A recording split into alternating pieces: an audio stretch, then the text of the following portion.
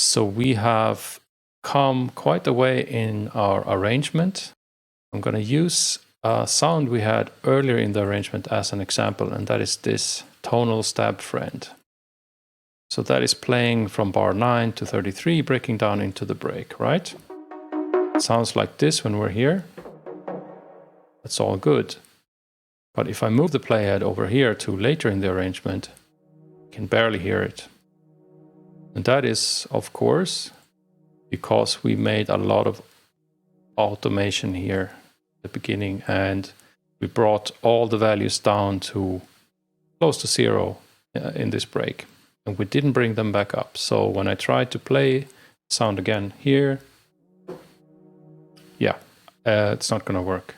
Yeah, in this example, it's pretty straightforward and obvious, but if you're working on huge projects, it can easily be overlooked. So that's why I always try to bring back automation back to the sweet spots after I've finished arranging a sound, because I know I might want to use it later, but it's easier enough for me to jump back in and start playing it on top of other things. Another option is, of course, that you can duplicate the sound, make a copy of it. Keeping this first one totally intact, I'm just going to go ahead and delete everything from the timeline of the copy so it doesn't play at the same time. I have to open up the automation lanes and just kill all the automation.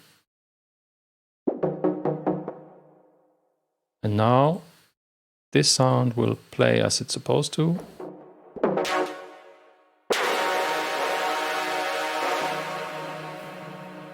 Whereas the other sound is ready to go.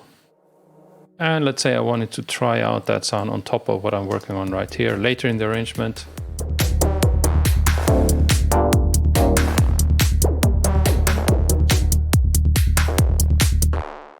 Easy enough.